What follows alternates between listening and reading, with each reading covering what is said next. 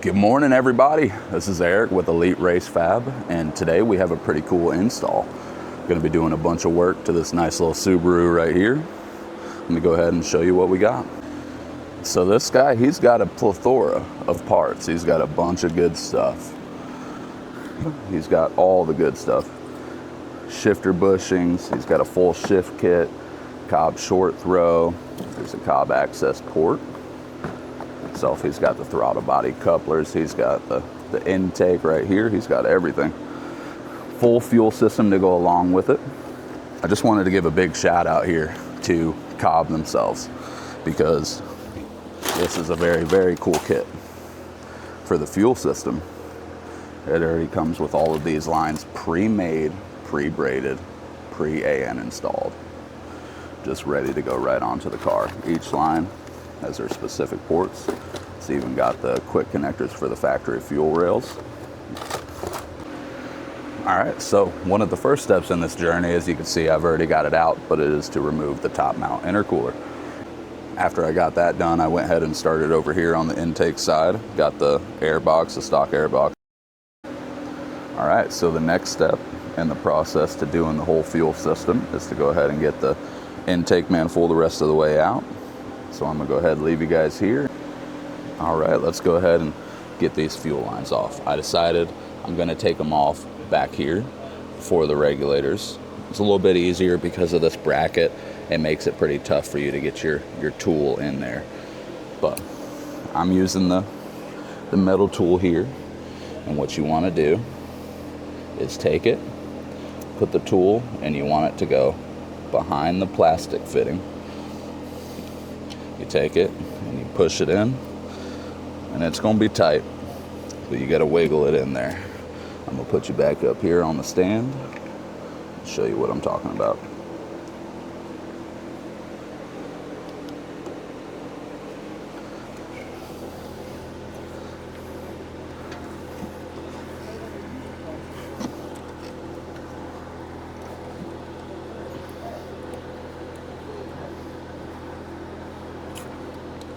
Now it will spray a little bit of fuel, as you see, on the pressure side, of course, but that's okay. It's not going to be a bunch. Just get a little bit on your hands. But for the second one, you just do the exact same thing. Get the middle piece. You want to just make sure that you've got the right size and you're using the one. Each kit has multiple different sizes for different fuel lines.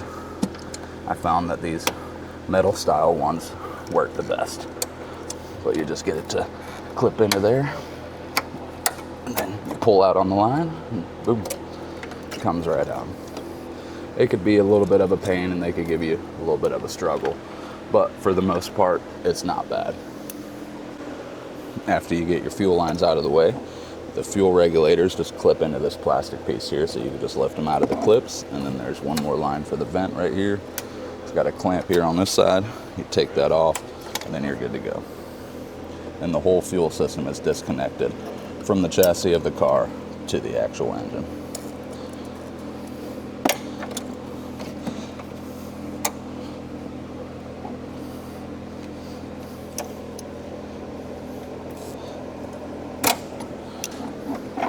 All right, so once you got that out, you can lay this on top of the intake manifold, because it is going to come out with the whole intake manifold, the whole assembly. Now it's just to go ahead and start taking out the intake manifold bolts and anything holding this bad boy down. Go ahead and pull it on out of there.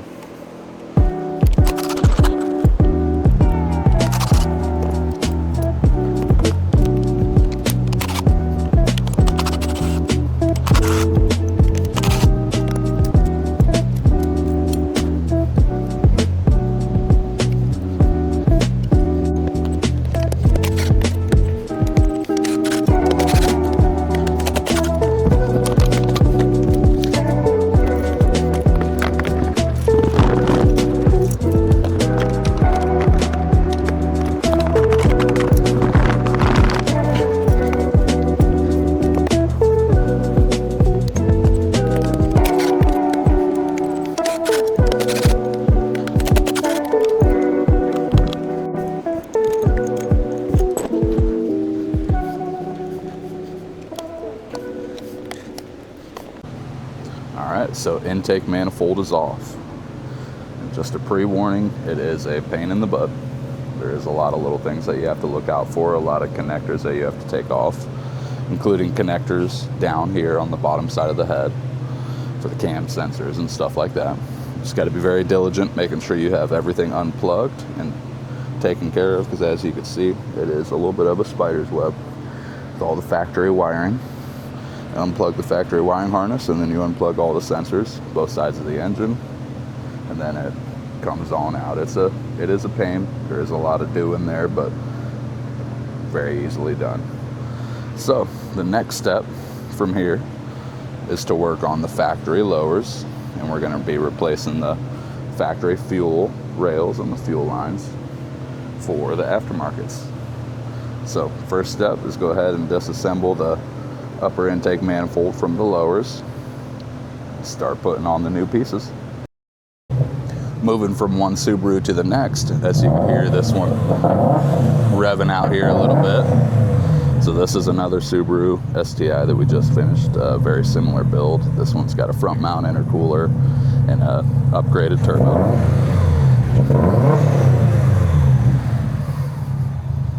Very similar setup to what we're doing now on that thing.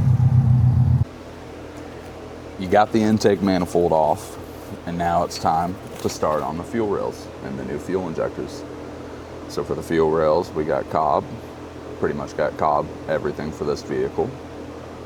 Very, very nice fuel rail, AN on both sides, and that's going to be using those lines that I showed you earlier.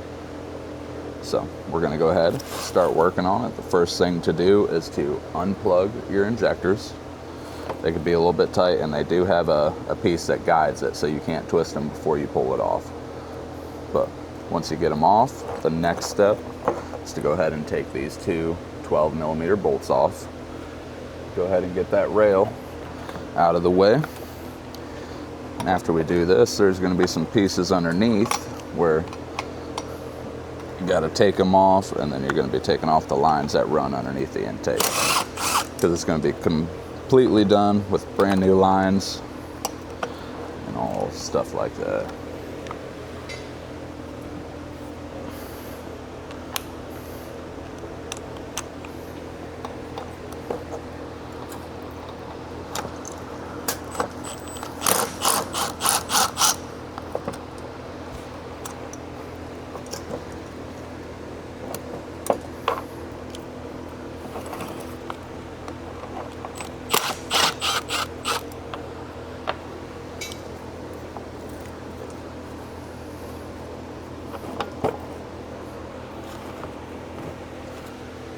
This is one of the things here that I'm talking about, the pieces underneath. Fuel wraps around to here, goes to this hose, and that hose goes all the way over to the other side. And that's how it connects the two fuel systems between the throttle bodies. So, got to take off this clamp right here, take it off, and then this fuel rail will come out. For the fuel injectors, we are using COBB as well. 1050cc top feed. There's a part number for any of you guys who are curious. And with this kit, COBB makes it really nice. You don't have to rewire anything. It comes with the jumper harnesses that connect right to the stock harness. Then there's each of the fuel injectors. Now, one thing I want to say with these fuel injectors, as you can see, they're a little bit different style than most vehicles. Here at the bottom, they have a very, very thin O-ring. And whenever you're placing that into the actual lower itself right here, you have to be very, very careful to make sure that they seat properly and that it doesn't roll. They're very easy to roll. All right, so we ran into a little bit of an issue here. Something that you're gonna have with builds like this happens all the time. So I'm gonna go ahead and show you. So the factory lowers, these are the fuel injectors that we got, but it looks like these style fuel injectors are for aftermarket lowers, as they do not fit into the factory pieces. They've got tons of play, and the O-ring does not seat. And this kit does not come with any adapters. These are adapters right here for where they sit, but they don't have any adapters for what we actually need. So I'm gonna have to go up front, talk to the parts guys, and see what our solution will be for this. Just something to think about. Sometimes whenever you buy injectors, they can be factory OEM style ones where they just plug and play and you could use the factory lowers and stuff. Sometimes they are specifically meant for aftermarket kits. So again, just something to keep in mind.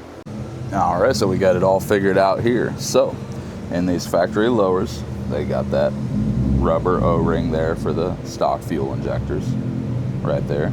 It sits down into there. All you have to do for this style injector here is pop those pieces out, and then they perfectly slide and fit right into there. Now again, this O-ring on this thing is very, very thin, and you want to make sure that you got it seated properly. I always recommend using a little bit of assembly lube or some grease or oil of some sort, just a tiny bit on the O-ring. Then after that, get your fuel rail set up like this. They come with these spacers to put on it, and it's got the spacers right there, and it's got O-rings that go on the bottom side of the bolt, and that holds it all into place. But after you get that done, you then pop it down into place, and it'll sit perfectly right there onto the fuel injectors. Once you get it on, then you bolt it all down, and you've got yourself a set of aftermarket fuel rails on your Subaru WRX STI. After you get your fuel injectors and rail all pieced together and installed, this is what it's going to look like. You're going to have your two adapter pieces there. That comes with some smaller ones and some larger ones, depending on whatever size you're needing. We had to use the larger ones. And that is it, all set up. Just a heads up, if you are doing the factory delete on these and you are using aftermarket lowers, the installation process will be pretty much the exact same, except you won't have to pull the rubber O-rings out of these parts for the injectors to seat down into. But everything else will be the same. Just will not have these butterfly valves nor this piece on the end. After you get both pieces fully built, I like to go ahead and place these down here, put the lowers on first, and then bolt the manifold to it afterwards.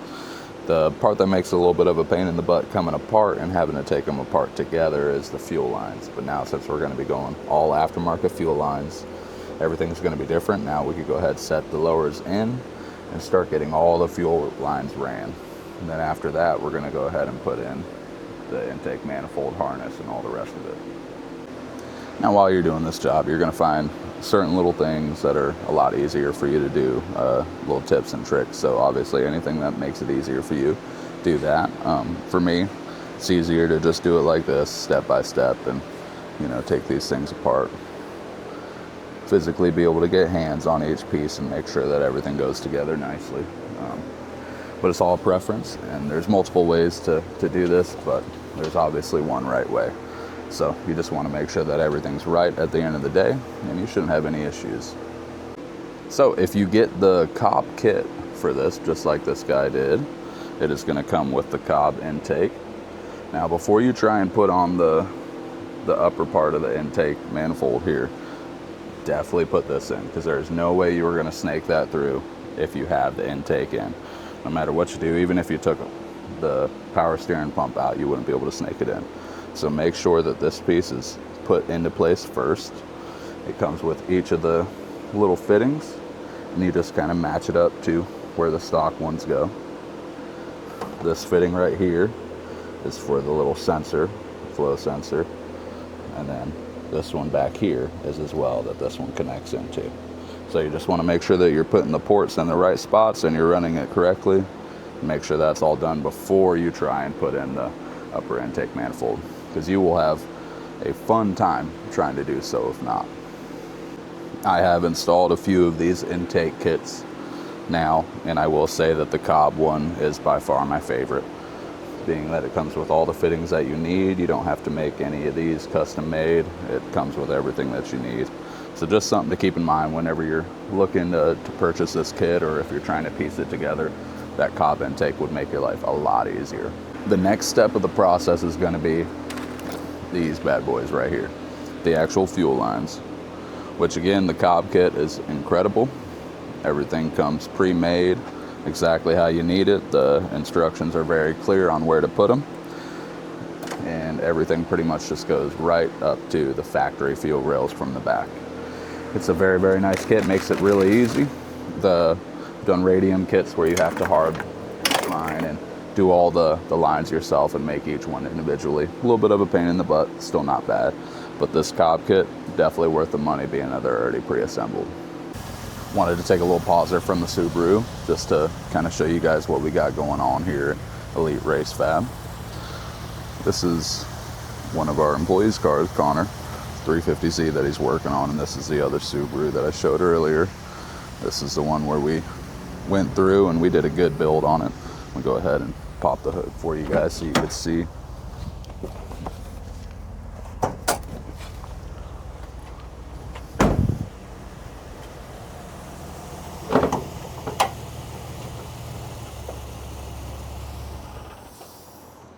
This one's got front mount intercooler setup, upgraded turbo, HKS blow off valve. This is the radium fuel kit. This is the one where you gotta do all the lines yourself and make all the lines, but pretty much be ran about the same way. This one is getting set to get dynoed here soon.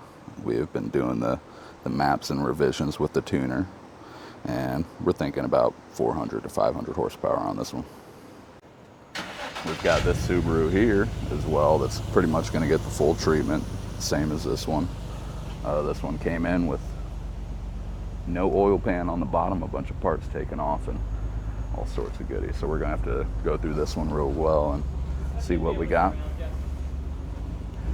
Here's one that Connor had completed not too long ago. GTR. Running very, very good. This thing is not running very, very good, but he's gonna get it figured out. You want more out of your Subaru? Shop now at Elite Race Fab for your COBB Stage 2 power package.